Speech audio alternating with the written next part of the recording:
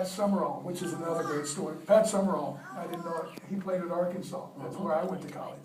Anyway, he goes, hey, Pat, you know, if Randy White's the master, then this guy, Dan the Animal, Dan, we're going to call him Danimal. And you know what? I'm such a dummy. I should have had that name trademarked because look at the yogurt company Dannon. It's all Danimal. It would have been worth a fortune. Too many blows to the head right now. But let me just tell you, I see a lot of young people in here, you know, and what Joe was talking about is, you know, the game of football, you know, and I love basketball and baseball, everything, they're all great. My daughter is a college volleyball player for South Florida down in Tampa. All these sports, they're all great, but football is a little different because everybody in football, I would play an entire year and never touch the ball.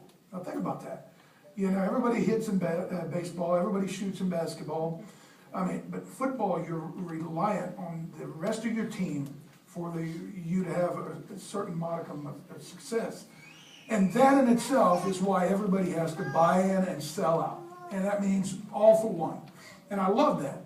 And anyway, I had some great coaches. I didn't start playing until I was 11th grade.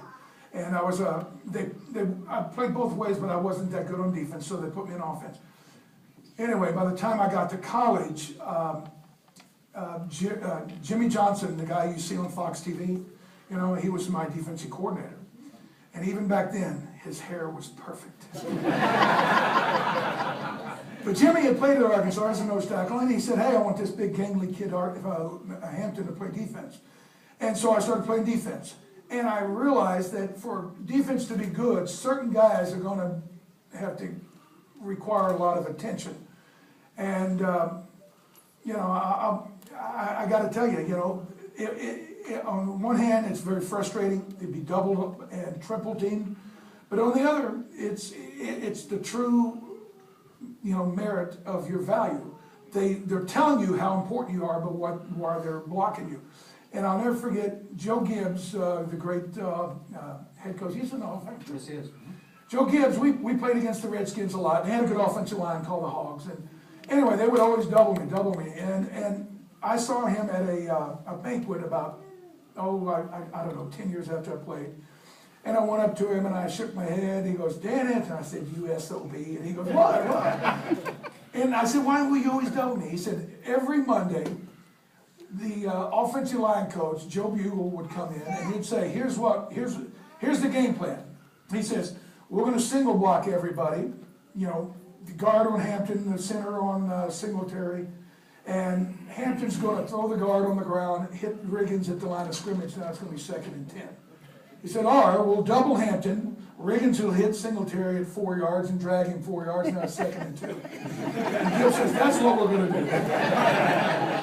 But that's the reason. Now, I was drafted to play defensive tackle, and we had a bunch of guys get hurt, so I played defensive end, and I wound up making all-pro at defensive end, but eventually they wanted me to play tackle, and that's where I was really at my best. I was Defensive Player of the Year, Pro Football Weekly, Defensive Player of the Year in 82, 84, and yet the Bears drafted William the Refrigerator Perry. You remember him? He couldn't play in, so I moved back to end and finished my career playing left defensive end. But the bottom line was we had a great defense, and to this day, John Madden still says it was the best football team he'd ever seen. And I think we were 18-1. We had one bad half. Well, we lost to the Miami Dolphins. We got down in the first quarter of the game, 21-0. But we had one bad quarter, and we still wound up, you know, shutting everybody out in the playoffs in the Super Bowl. So, you know, it was a great ride. It was a great team. But there were so many great parts of it. You know, we had the great, when you drove up today, what did you see hanging on the side of the Hall of Fame? A great Peyton, Walter Payton, the great Walter Payton. I played 9 years with Walter. 9 years. And you talk about a man that you would want to exemplify all the positive characteristics and traits that you would want your son or daughter to emulate. He was fantastic. But he was a star, but he was one of us. And there was there was so many times that, you know, other guys on the team would take the star appeal and start thinking that they were special or whatever. Walter never did. And, you know, he played a long time, and he took a amazing pounding. But he was as fine a guy after his 14th year as he was when he got there. And I tell you what, that's the true mark of great character, that you don't let any personal success deter you and change you in any way. You still adhere to the solid beliefs that you have. Character, that's an important word. Dan, why do they call him sweetness? He's sweet, man. Watching, somebody said that, I think it was in his book, that some of the coaches were watching him, opposing coaches, and they said, how are we going to stop him? And they asked the defense coordinator. I don't know, man. That dude is sweet. It just kind of got around, and that's the way he was. He was a sweetheart. He really was. His daughter and son I see all the time, and Connie in Chicago quite often. And they're great kids. But he would bring them and, you know, bring them to practice and change their diaper. And I mean, he was an everyday guy, you know. And one day I was doing this is, you know, like maybe his last year, 87 or something like that. I was doing a appearance at like a Sprint phone store or whatever. And this lady comes up and goes, hey, your teammate's out in the parking lot. I said, who? And she goes, Walter. I said, tell him to come in. Everybody go crazy. She goes, no, he can't. He needs to talk to you. So I go out there, and he's in his Lamborghini or whatever it was. I can't fit in him, so I don't keep him. But anyway, I leaned down and said, yeah, come on in, man. Come on in. He said, I can't. I said, why not? He says, they'd go crazy if he got it. I said, who is it? It was Michael Jackson riding around with him. I mean, like I said, he was a star, but he was just a regular guy. He was a super guy. But, you know, I got to tell you, you know, I mean, and nobody is impervious to all the trappings of fame and success. And, you know, I know that, you know, in subsequent years, everybody kind of, you know, wants to make certain folks maybe bigger than what they could have been or what they really were. But I'll tell you this, I played 9 years with him, and every way he was exemplary. If I can go to the character issue, you know, there's character and there's characters. Walter is obviously a character person, but he could also be a clown too. He's roamed around a lot. Mike Ditka, Buddy Ryan, you've been asked a million times, I'm sure. The defense that was designed under Buddy Ryan, what was it like having, you know, you have your head coach, who ultimately is making the decisions.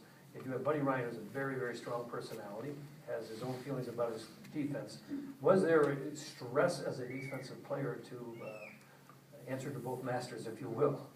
Wasn't stress, it was hilarious. How many of you in your job would love to be able to tell your boss to go take a flying leap? Everybody, right? Buddy Ryan was given that opportunity. Let me back up. You know, as I said, Joe, I mean, this place it's so full of history. And over the years, when I played, I did not know a lot about the Bears.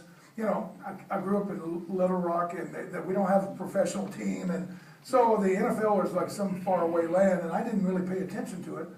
But over the years, I realized how important, you know, even playing for the Bears. I mean, everybody's got their own favorite team, but playing for the Bears, it was one of the charter franchises. George Halas, he was walking history. Well, I was drafted, and you know, I wanted, and it wasn't special to be a Chicago Bear. In 1979, the Bears were an also ran, and they hadn't won. They'd never been to a Super Bowl. Anyway, they were in the process of being rebuilt by Jim Finks, a guy that's in this Hall of Fame.